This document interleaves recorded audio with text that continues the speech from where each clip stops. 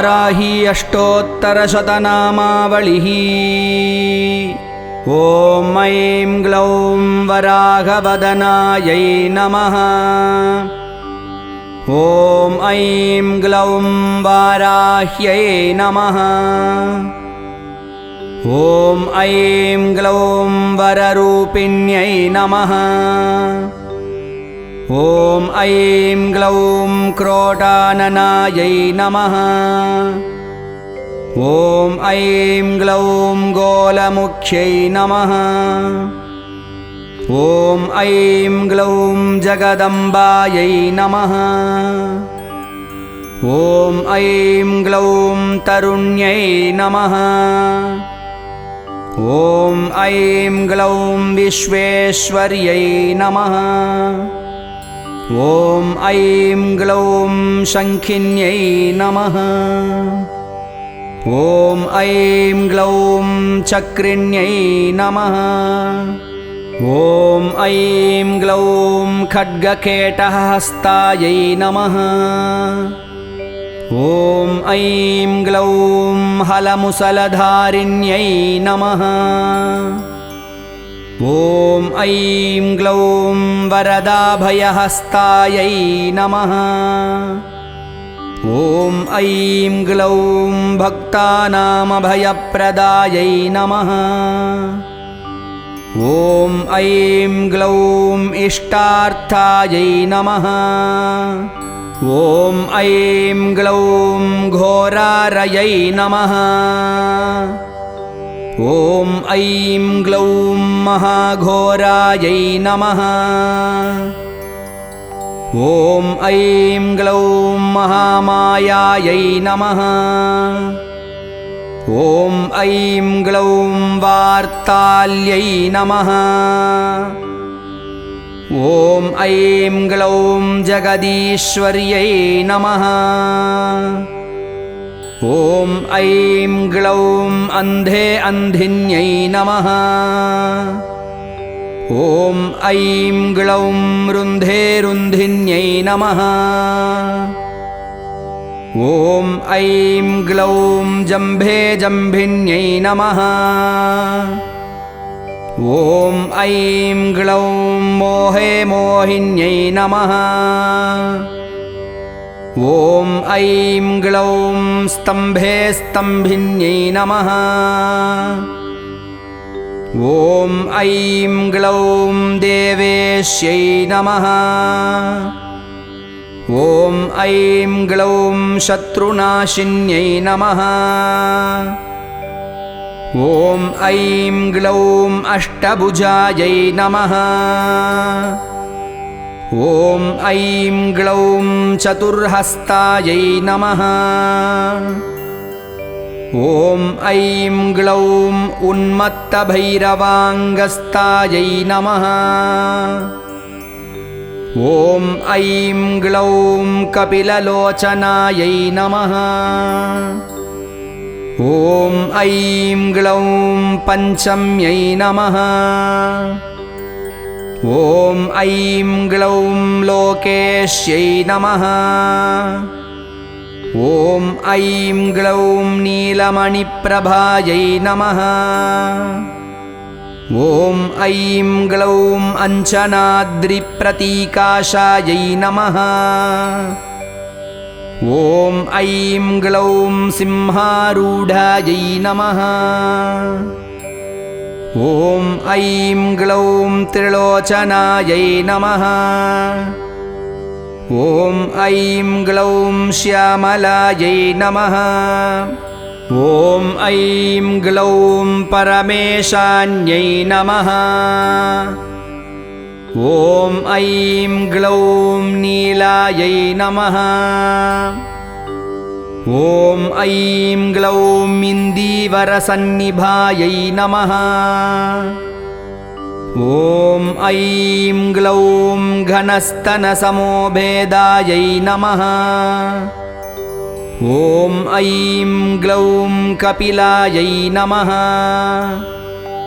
ॐ ऐं ग्लौं कलात्मिकायै नमः।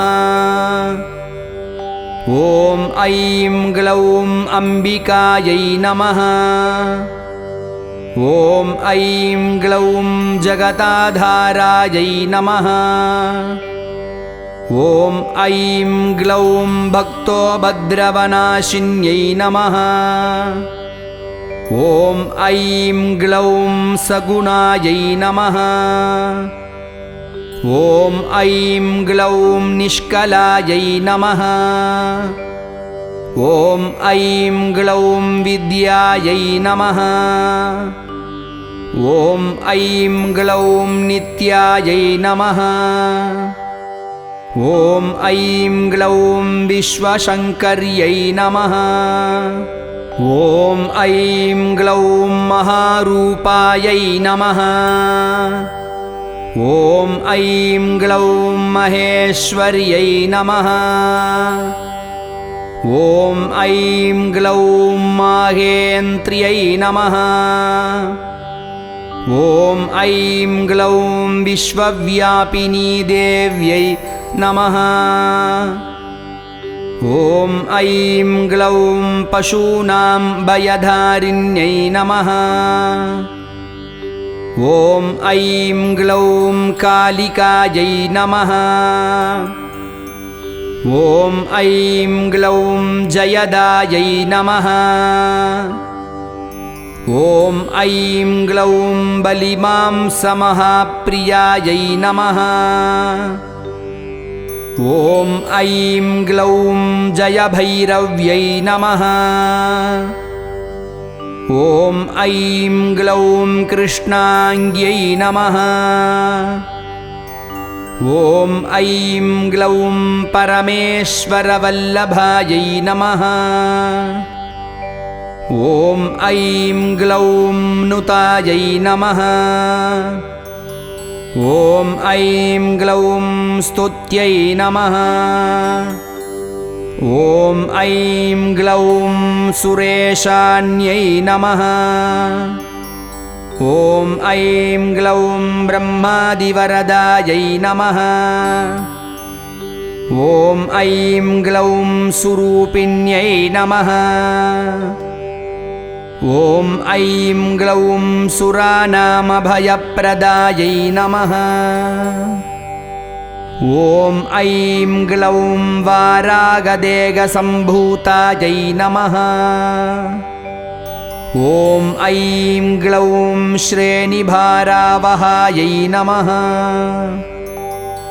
ॐ ऐं ग्लौं क्रोधिन्यै नमः।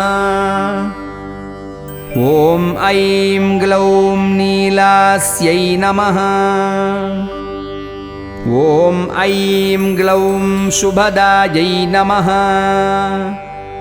ॐ ऐं ग्लौं शुभकारिण्यै नमः। ॐ ऐं ग्लौं शत्रूणां वाक्स्तम्भकर्यै नमः। ॐ ऐं ग्लौं शत्रूणां गतिस्तम्भनकारिण्यै नमः। ॐ ऐं ग्लौं शत्रूणां मतिस्तम्भिन्यै नमः। ॐ ऐं ग्लौं शत्रूणां चक्षुस्तम्भनकारिण्यै नमः। ॐ ऐं ग्लौं शत्रूणां मुखस्तम्भिन्यै नमः। ॐ ऐं ग्लौं शत्रूणां जिह्वास्तम्भिन्यै नमः। ॐ ऐं ग्लौं दुष्टानां निग्रहायै नमः। ॐ ऐं ग्लौं शिष्टानुग्रहकारिण्यै नमः। ॐ ऐं ग्लौं सर्वशत्रुक्षयकर्यै नमः। ॐ ऐं ग्लौं शत्रुविद्वेषणकर्यै नमः। ॐ ऐं ग्लौं भैरवप्रियायै नमः। ॐ ऐं ग्लौं मन्त्रात्मिकायै नमः। ॐ ऐं ग्लौं यन्त्ररूपायै नमः। ॐ ऐं ग्लौं तन्त्ररूपायै नमः। ॐ ऐं ग्लौं पीठात्मिकायै नमः। ॐ ऐं ग्लौं देवमय्यै नमः। ॐ ऐं ग्लौं श्रेयस्कर्यै नमः। ॐ ऐं ग्लौं चिन्तितार्थप्रदायै नमः। ॐ ऐं ग्लौं भक्तालक्ष्मीविनाशिन्यै नमः। ॐ ऐं ग्लौं सम्पत्प्रदायै नमः। ॐ ऐं ग्लौं सौख्यकर्यै नमः। ॐ ऐं ग्लौं लघुवाराह्यै नमः। ॐ ऐं ग्लौं स्वप्नवाराह्यै नमः। ॐ ऐं ग्लौं भगवत्यै नमः। ॐ ऐं ग्लौं ईश्वर्यै नमः। ॐ ऐं ग्लौं सर्वाराध्यायै नमः। ॐ ऐं ग्लौं सर्वमय्यै नमः। ॐ ऐं ग्लौं सर्वलोकात्मिकायै नमः। ॐ ऐं ग्लौं महिषासनायै नमः। ॐ ऐं ग्लौं बृहद्वाराह्यै नमः। ॐ ऐं ग्लौं परायै नमः। ॐ ऐं ग्लौं ईशान्यै नमः। ॐ ऐं ग्लौं आदिवाराह्यै नमः।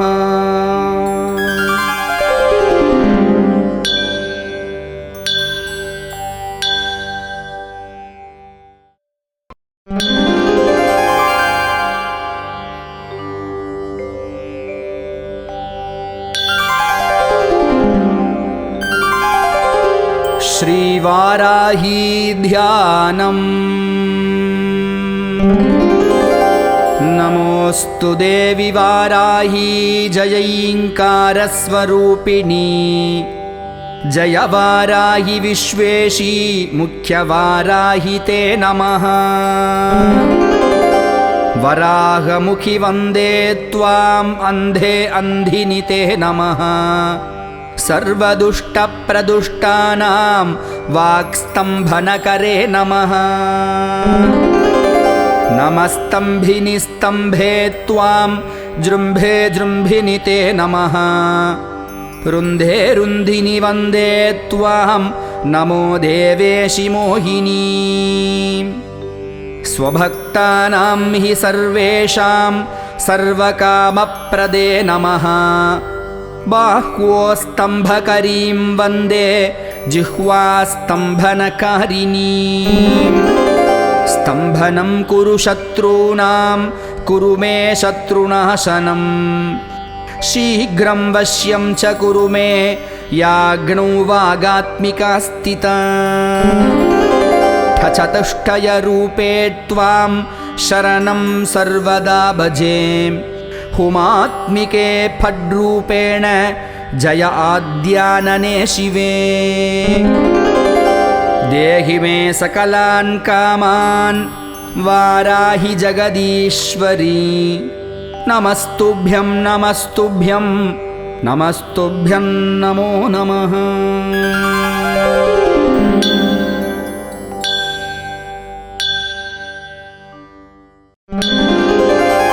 श्रीवाराही अष्टोत्तरशतनामावलिः। ॐ ऐं ग्लौं वराहवदनायै नमः। ॐ ऐं ग्लौं वाराह्यै नमः। ॐ ऐं ग्लौं वररूपिण्यै नमः। ॐ ऐं ग्लौं क्रोटाननायै नमः। ॐ ऐं ग्लौं गोलमुख्यै नमः। ॐ ऐं ग्लौं जगदम्बायै नमः। ॐ ऐं ग्लौं तरुण्यै नमः। ॐ ऐं ग्लौं विश्वेश्वर्यै नमः। ॐ ऐं ग्लौं शङ्खिन्यै नमः। ॐ ऐं ग्लौं चक्रिण्यै नमः। ॐ ऐं ग्लौं खड्गकेटहस्तायै नमः। ॐ ऐं ग्लौं हलमुसलधारिण्यै नमः। ॐ ऐं ग्लौं वरदाभयहस्तायै नमः। ॐ ऐं ग्लौं भक्तानामभयप्रदायै नमः। ॐ ऐं ग्लौं इष्टार्थायै नमः। ॐ ऐं ग्लौं घोरारयै नमः। ॐ ऐं ग्लौं महाघोरायै नमः। ॐ ऐं ग्लौं महामायायै नमः। ॐ ऐं ग्लौं वार्ताल्यै नमः। ॐ ऐं ग्लौं जगदीश्वर्यै नमः। ॐ ऐं ग्लौं अन्धे अन्धिन्यै नमः। ॐ ऐं ग्लौं रुन्धे रुन्धिन्यै नमः।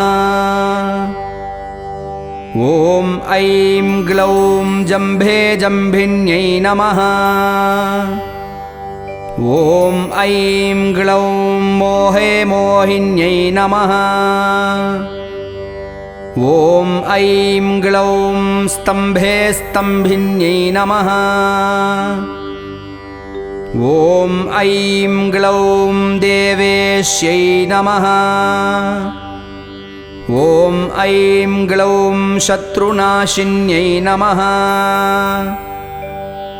ॐ ऐं ग्लौं अष्टभुजायै नमः। ॐ ऐं ग्लौं चतुर्हस्तायै नमः।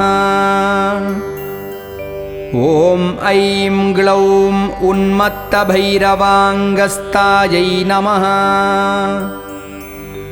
ॐ ऐं ग्लौं कपिललोचनायै नमः। ॐ ऐं ग्लौं पञ्चम्यै नमः। ॐ ऐं ग्लौं लोकेश्यै नमः। ॐ ऐं ग्लौं नीलमणिप्रभायै नमः। ॐ ऐं ग्लौं अञ्जनाद्रिप्रतीकाशायै नमः। ॐ ऐं ग्लौं सिंहारूढायै नमः। ॐ ऐं ग्लौं त्रिलोचनायै नमः। ॐ ऐं ग्लौं श्यामलायै नमः। ॐ ऐं ग्लौं परमेशान्यै नमः। ॐ ऐं ग्लौं नीलायै नमः। ॐ ऐं ग्लौं इन्दीवरसन्निभायै नमः। ॐ ऐं ग्लौं घनस्तनसमोभेदायै नमः। ॐ ऐं ग्लौं कपिलायै नमः। ॐ ऐं ग्लौं कलात्मिकायै नमः। ॐ ऐं ग्लौं अम्बिकायै नमः। ॐ ऐं ग्लौं जगताधारायै नमः। ॐ ऐं ग्लौं भक्तोभद्रवनाशिन्यै नमः। ॐ ऐं ग्लौं सगुणायै नमः। ॐ ऐं ग्लौं निष्कलायै नमः। ॐ ऐं ग्लौं विद्यायै नमः। ॐ ऐं ग्लौं नित्यायै नमः। ॐ ऐं ग्लौं विश्वशङ्कर्यै नमः। ॐ ऐं ग्लौं महारूपायै नमः। ॐ ऐं ग्लौं महेश्वर्यै नमः। ॐ ऐं ग्लौं माहेन्त्र्यै नमः।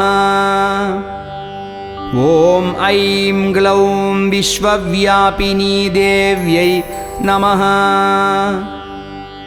ॐ ऐं ग्लौं पशूनां भयधारिण्यै नमः। ॐ ऐं ग्लौं कालिकायै नमः। ॐ ऐं ग्लौं जयदायै नमः। ॐ ऐं ग्लौं बलिमांसमहाप्रियायै नमः।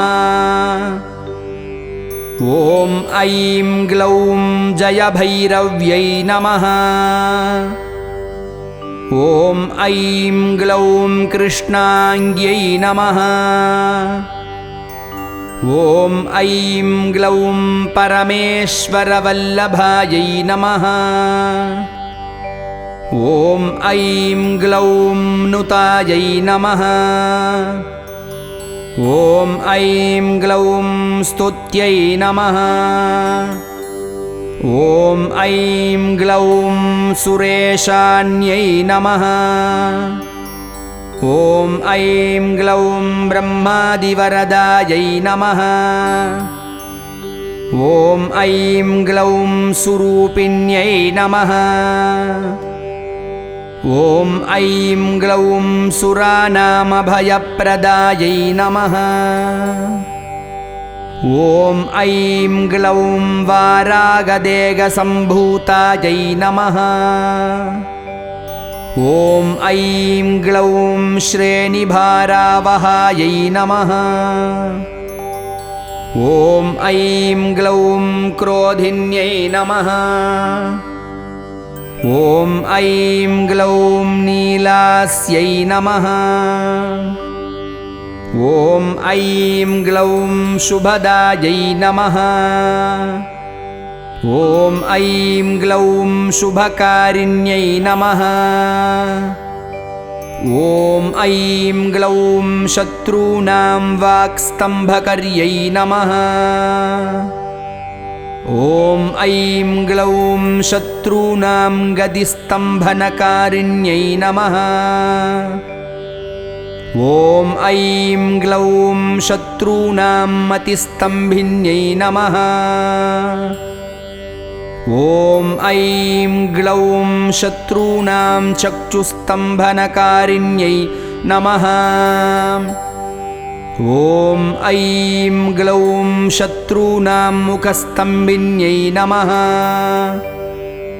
ॐ ऐं ग्लौं शत्रूणां जिह्वास्तम्भिन्यै नमः। ॐ ऐं ग्लौं दुष्टानां निग्रहायै नमः।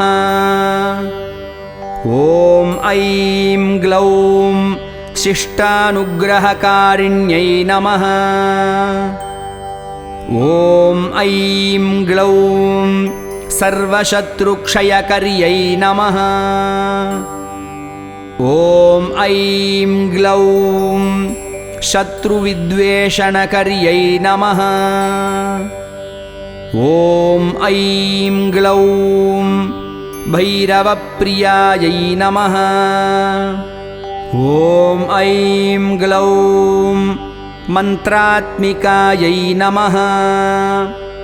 ॐ ऐं ग्लौं यन्त्ररूपायै नमः। ॐ ऐं ग्लौं तन्त्ररूपायै नमः। ॐ ऐं ग्लौं पीठात्मिकायै नमः। ॐ ऐं ग्लौं देवमय्यै नमः।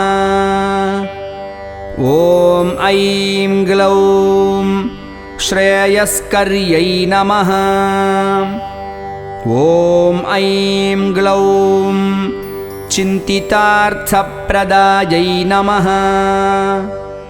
ॐ ऐं ग्लौं भक्तालक्ष्मीविनाशिन्यै नमः। ॐ ऐं ग्लौं सम्पत्प्रदायै नमः।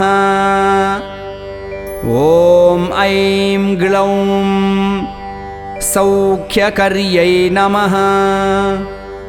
ॐ ऐं ग्लौं लघुवाराह्यै नमः। ॐ ऐं ग्लौं स्वप्नवाराह्यै नमः। ॐ ऐं ग्लौं भगवत्यै नमः।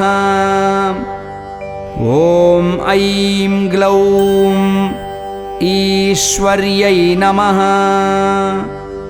ॐ ऐं ग्लौं सर्वाराध्यायै नमः। ॐ ऐं ग्लौं सर्वमय्यै नमः। ॐ ऐं ग्लौं सर्वलोकात्मिकायै नमः।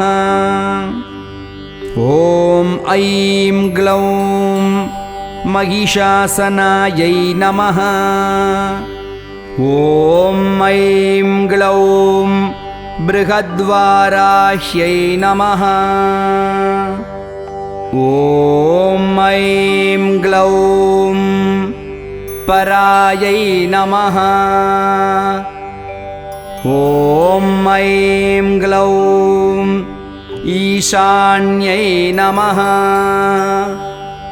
ॐ ऐं ग्लौं आदिवाराह्यै नमः।